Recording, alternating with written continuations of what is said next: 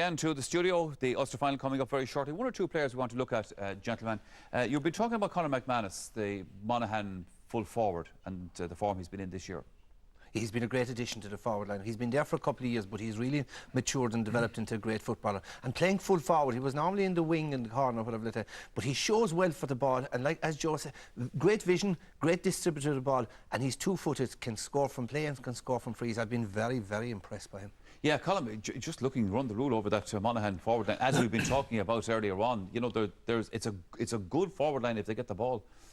Yeah, well, they've run up much bigger totals this year than before, and I suppose the big change for me with Monaghan happened in the league match with Tyrone. I think they beat Tyrone in the league, which for them was a major thing, and it's a big psychological impact on the team that they actually beat Tyrone. Now it may have only been a league match, but now they believe that they could actually beat them again in a championship match.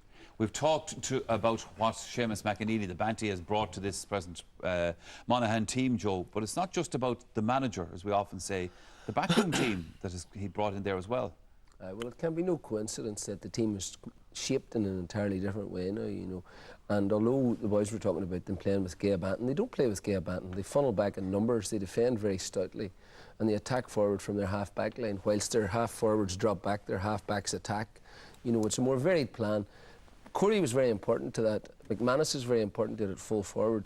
And McManus does get a lot of the primary ball kicked in, but it's a huge test for him today because he hasn't played against a fullback of the calibre of McMahon, because McMahon's as quick as he is, and he's also taller than him. Yes. So it's a huge challenge for him today. I mean, I think he's a most talented Gaelic footballer. He looks a bit slender, but in the Anton O'Toole mode, you know, he's sort of wiry and he's bony and all of that. But that's a huge contest today between those two. The teams are in their parade. Gentlemen, final thoughts on this match before there will be a minute's silence for the victims of the Inishowen Peninsula, the dreadful car accident coming up very shortly. Just before that, who's going to win this Ulster final, Joe Bradley?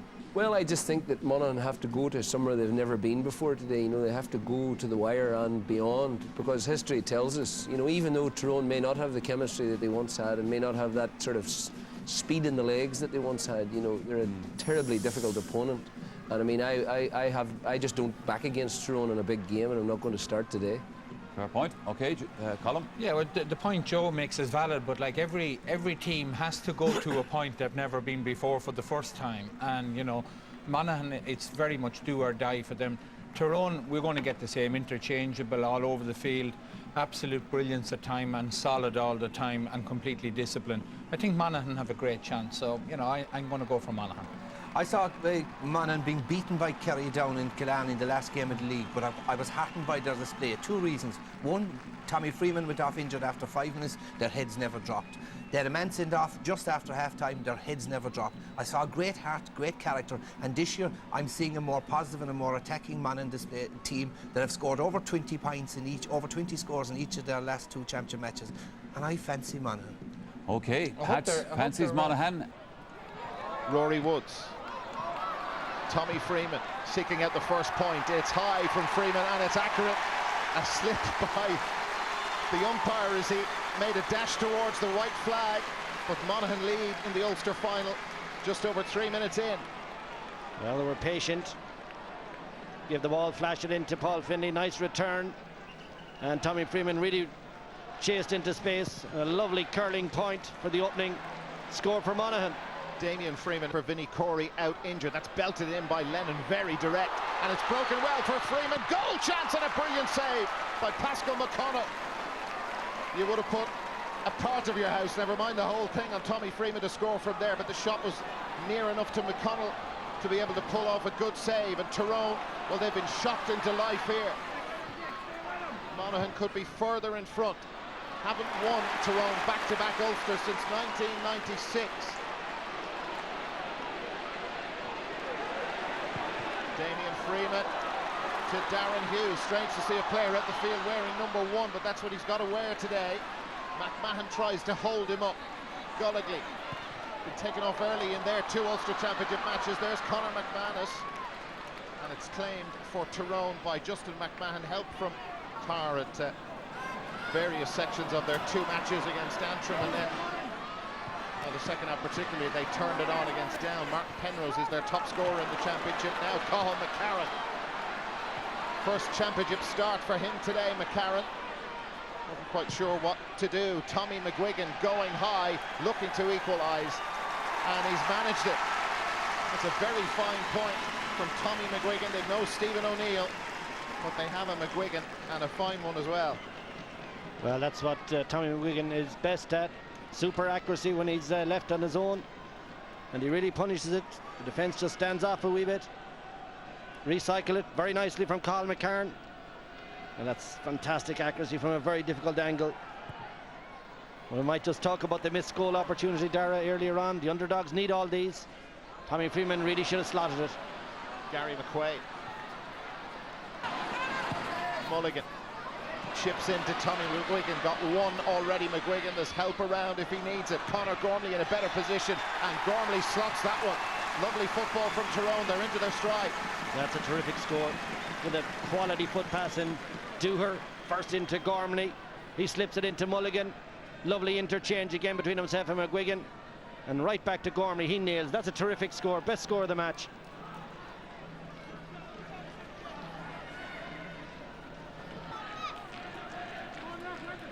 And equally happy kicking the frees out of the hand or off the ground. Paul Finlay to restore parity, drawing it in. Hasn't managed it though, which is surprising. Conor McManus.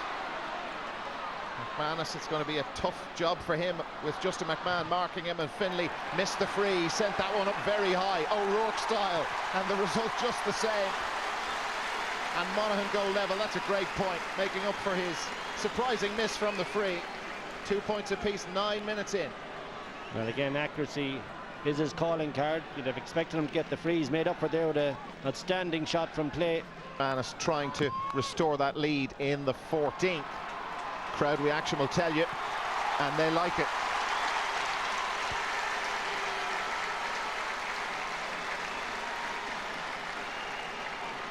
Well, he's had a great year, Conor McManus. They say he's really come of age over the last 12 months in that full forward position. Takes a good bit of pressure off Tommy Freeman and all. Waits for a better option. Ryan McMenamin just chipping it into Conor Gormley. He waited for him to get into space. Gormley has help behind from the captain, Brian Dooher, and Dooher has slotted that one over. So Tyrone draw level, their first point in 11 minutes. And the interesting piece there is McMenamin had time. Nobody collapsed out onto him. Might have taken the shot, but he's a defender. He reckons is better up front. Slips it across, ends up with Dooher. And that's patience, that's experience. Simple one for Dooher then when it was recycled. Brilliant take from Owen Lennon. They are dominating around the middle, particularly on their own kickouts, and they've won a few of the Tyrone ones as well. Damien Freeman haven't managed to turn it into a significant advantage on the scoreboard. Rory Woods for Monaghan. There's an advantage now. They lead by 4 points to 3. His uncle Nudie Hughes was honoured as part of the 1985 Monaghan Ulster winning team here earlier this afternoon with the great Down team as well of 1960. They were here, presented to the crowd before the throw-in. That's a great score, but you really have to credit Owen Lennon. He made the big catch, slipped it out to Clerk, and it was his foot pass right across the field that opened it up then for Penrose. McGuigan out in the centre forward position. Penrose has got away. Big chance for Tyrone. Penrose went for glory. The goal at his mercy, and he missed it by quite a distance. Yeah, but you Jordan. Scoring opportunity for Jordan. Swings the right boot at it, and it's a very effective swing. Level again, 23 minutes into the Ulster final.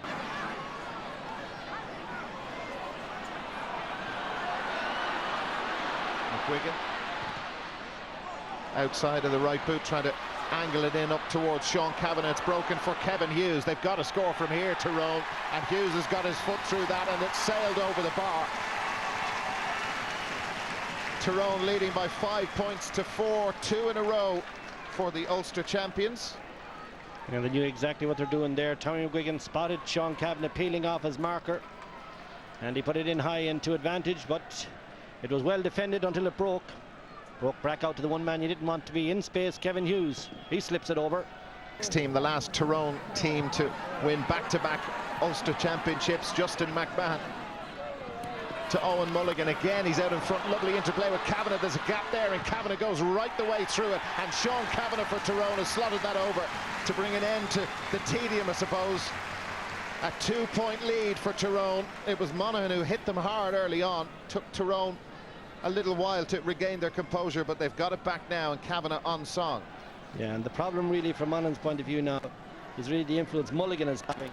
He's not getting in front of him. He's dictating the ball in, and then he can play it off by hand or make his own shooting opportunities.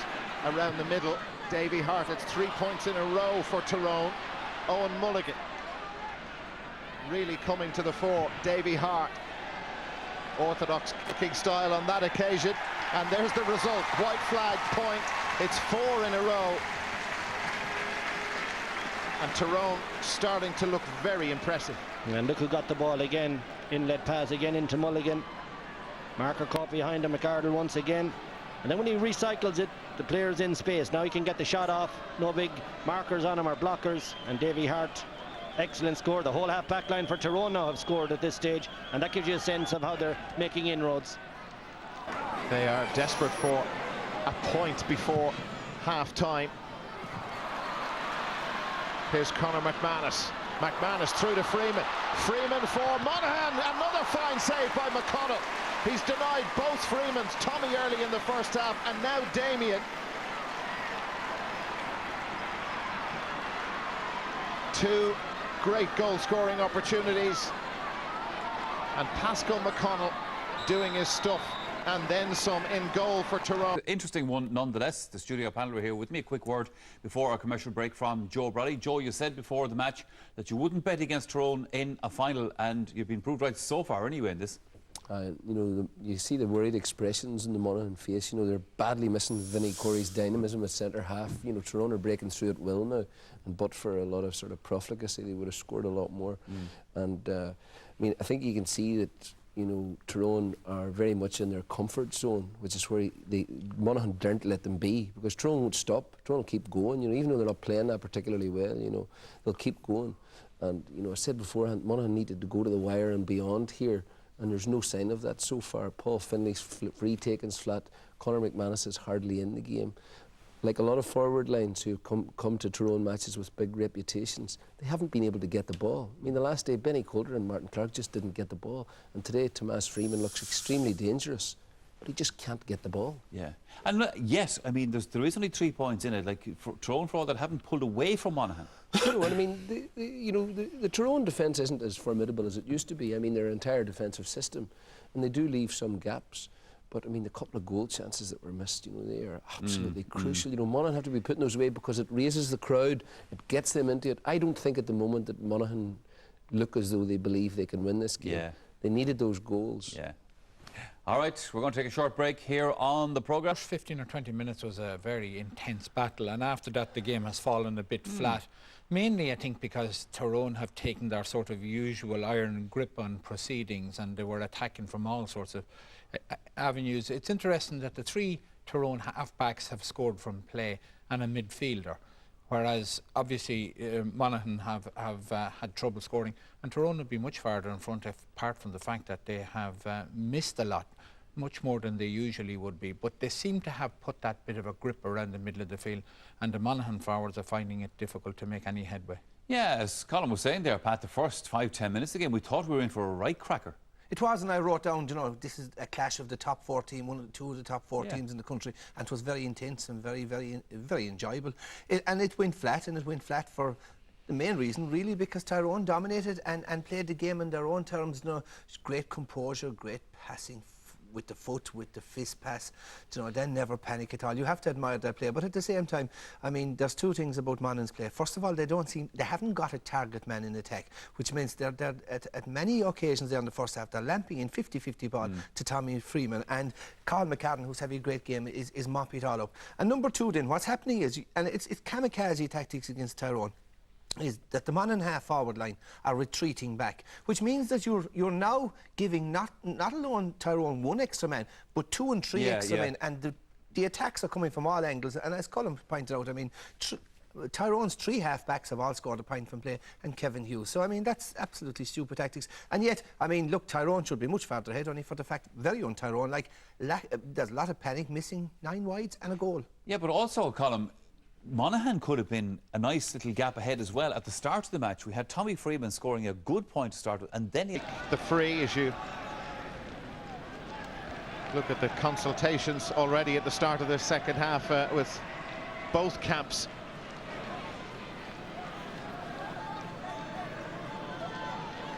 And some messing around going on out of shot around the middle between the 4 midfielders as Penrose lines up the free for Tyrone. He's their top scorer in the championship, and he's been pretty good from place balls, and Penrose gets the first point of the second half. Doubles. Kevin Hughes, McCarron goes again, but they've men available all the time looking for it, completing these little triangles all over the park. Here's Sean Kavanagh. McCarron screaming for it inside. Kavanagh backed himself and slotted the ball over the bar. But Cathal McCarron had continued his run forward from right corner back. He was screaming for the ball, looking for possession. Kavanagh got the point, though. And I think it was a wise move. You're dead right. He got himself into a great position, Cathal McCarron. What a run he made. But I think the best choice was Kavanagh's point. It was there for the taking. Got it up on the board. Another fine score for Tyrone. They're really moving away now. It's all Tyrone, really. They're playing it on. It is Joe McMahon, and that's why. Brilliant.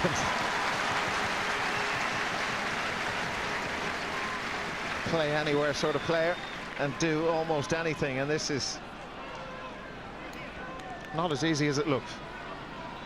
Yeah, it's a lovely contact.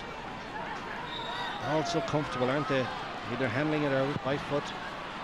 And it really has a bad look of it now, this Ulster final, unless Monaghan do something very quick. Allegedly. Conor McManus, their first point since the 19th minute of the first half. Do they believe they can do this? Hard, remember, the referee lets play develop as the 2 players separate. Sean Kavanagh, Penrose screaming for it through the middle. Mulligan is an option for Sean Kavanagh. He's got one very fine point in the second half already, and there's the second one. And that's the response to Monaghan's first point of the second half, and first since the 19th minute. Yeah, really well lead restored. Yeah, really well worked. Patience again. We know what he's going to do, but you still can't stop him. It's the old shimmy. Back out to the right. A lot of pressure put on it by Darren Hughes, but still Kavanagh registers the score.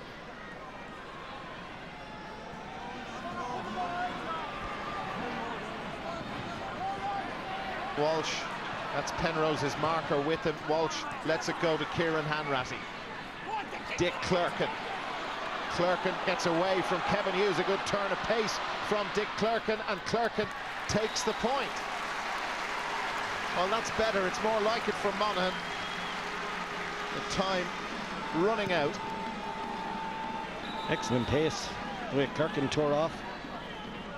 That's Martin McElroy. With right corner back. Tyrone closing in on their 13th Ulster title. Colm Kavanagh. Acres of space. McCullough is calling for it. Kavanagh, there's the icing on the cake from Colm Kavanagh. And Monaghan been beaten out the door of Clonus. 111 to 6 points. They've just been torn apart. That's a terrific finish. He even could have played it in with an 0-1-2, but took it on himself. Low to the corner. And it's game, set and match now. It's all over in terms of this year's Ulster Championship. He's having a look left. The high solo makes up his mind for him. He's taking it on himself, and he really sticks that one. That's a terrific finish. And they're in looking for another goal down at the other end. Sean Kavanagh in there, and it's gone over for a point, has it?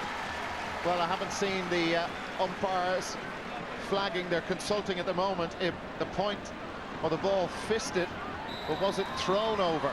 Yeah, I think it's open hand. This umpire. 21 is Colm McCullough. And Davy Hart just swung the right boot at that. And a very fine point, but it just adds to Monaghan's woes as Tyrone increase their lead. And I must say, this Ulster final performance has been very impressive. I didn't think the win over Down was overly so, but this has put them right back up in terms of their form and the performance. This has been... Darren Hughes, just to try and take the bleak look off the scoreboard. Will they be able to finish the game with a goal? McElroy's shot blocked down. Desi Moan has put that over. 7 points. A poor return for Monaghan's efforts. Well, I suppose they hadn't come up against a defence as organised and as together as this Tyrone. Written and spoken in the county Penrose slotting. Darragh Maloney and Kevin McStay. We have our studio panel here with us to reflect on that Ulster final, gentlemen. And Pat, you're a secondary school teacher like Colin there. Is it the anaconda snake that wraps itself around you and squeezes the life out of you? I'll take your word for it, Michael. I think it is. Yeah, it was, yeah, and the life... There's a strange attitude to what happens in Kerry, I think. The life was squeezed out of Monaghan at an early stage. It was, you know, it's most amazing. Last year, the Ulster final produced the poorest of the 4 provincial finals, and of the 3 we've seen to date, this was the poorest, lacking in quality, lacking in intensity. The result was never in doubt, and that's not taking anything from Tyrone, who were... You know, Ger Canning said they were in cruise control. That was the 49th minute, he said. They were in cruise control from about the 19th minute when Monaghan last scored. It was total football, beautiful possession football, great versatility, great movement. Tyrone, a masterclass from Tyrone. The first back-to-back titles delivered by Mickey Hart. No doubt about it, they're improving with each game in the championship. They surprised me. I didn't think they were that good. Are they All-Ireland contenders? No, I would find a lot of faults in them and flaws. I mean, their forward scored 5 points from play today, so it wasn't a masterclass, but it was a job well done. At the same time, look, this Monaghan, I read a lot into Monaghan, but we read the wrong signals. It was a very poor display. You know, these are a bunch of fellas, they're nearly men who've come to major occasions in the past and flopped, and we thought this was a different Monaghan, but you know, they flopped again today. They carried the ball into possession. They had no... their attack, they had no clue in attack. They were carrying the ball into tackles, losing possession. There was no cohesion, no movement, no pattern. And like, look, the statistics don't lie. They went 42 minutes without scoring today. They scored 3 points in 72 minutes. And basically, look, it was a very, very poor display. You expected, one thing you expected from Monaghan, which you'll always have from Monaghan teams, is character and spirit and fight, and they didn't even display that. They bowed out at a very early stage. But by way, Colin, of making some defence of Monaghan, or some excuse for them, if you like, you know, this is like playing Kilkenny in the hurling. Exactly. You know, you get walloped and you go back thinking, what's wrong with us? Kind of, you know, maybe it's what's right about them is the thing here. Yeah, well, Pat has listed all the different things, but you know, it's always easy to be wise after the event. Monaghan were coming into this game. Pat picked Monaghan to win it. Well, so did you, by the way. Yeah, but do you remember how much are they being paid? Yeah, but Michael, do you remember Declan Early's song? If I knew now what I know then, I'd be a wiser man. I sort of forget what Pat said because he's talked for so long there. Like, you know, you're beginning to lose the head like you did last Sunday, Pat. You have to be careful like you're. Sorry, Michael. Didn't the umpires make a great decision there today? If the same umpires were in action last Sunday as they were today, Louth would be the Leinster champions. Don't mention we won't go there. We won't go there. Right, sorry, Colin. The point being, Monaghan came into the game, they were a Division 1 team from the league. You know, some of these other provincial finals have been featuring teams from lower divisions and earlier games. So it was easy to sort of say, you know, the top team will beat the bottom team. You were seeing Tyrone were relegated from the first division, Monaghan stayed up. Monaghan beat Tyrone in the league. Monaghan beat Armagh convincingly. Monaghan beat Fermanagh convincingly. So, like, coming into this game, you'd say these two teams, there's not much between them. Even the bookies were suggesting that. So it's easy to say now Tyrone absolutely destroyed them. And because of that, we need to change our opinion of Tyrone. Tyrone today were so motivated and so hungry. They are serious All-Ireland contenders. The only 2 teams who have a chance of beating Tyrone on that form are Cork and Kerry. But it's not Tyrone, Joe, with their championship hats on today? Yeah, I mean, and I disagree with the boys that it's easy to say now. You know, I mean, I said it before the match. I mean, there was a sense of an inevitability about this today because, you know, Tyrone don't really particularly care about the league any longer. They're so used to winning that they concentrate on the important games. I mean, that's what they do. And they respond. They really only put on a big performance if they sense danger from the opposition. There was nothing like that today, and after about 15 minutes you could see that Monaghan simply weren't able for the job. Your analogy was the best one. It was like, for example, the Dubs coming through the league on the crest of a wave, and then they meet Kilkenny. And all of a sudden, you know, this is reality. This is something that's very different, you know. And it is right to say that on the basis of what's been happening in the country over the last 7 or 8 years, that it is pretty obvious, in my view, that the team who can beat Tyrone are very likely to be All-Ireland champions, especially if they do it in big games. The first time that I've seen them not able to pull it out on the biggest occasions was against Cork last year, and I really genuinely was surprised, because I thought that if they could have got an extra point, got within 2, they could have done that. But you know, that was the only thing that made me sort of think about them in a slightly different light. But you can see them replenished again, and you know, they're just they play a different type of football from everyone else, and no matter how much catch-up's being done, it's very, very hard to catch them up, because a lot of it now is, you know, is quite mysterious. A lot of it happens spontaneously on the field now, you know, and you're wondering, where did he come from? How did he do that? How come they're able to have all these guys in the defence and yet have all Joe, these guys that's the sign of a great team. Great teams like Tyrone. You get the impression they don't have to anymore great teams can a lot of play time off, on the but they can play blackboard off the trying to figure out script. That's tactics. exactly right. They can play off the script, and that was a classic example. Because Tyrone were very good today, but it wasn't a great performance from Tyrone. It was, on the other hand, a very, very poor performance from a Monaghan team, like I said, who lay down very easily. Well, it's a real team performance. No ego, everybody working hard, and at the end of the game then, when Tyrone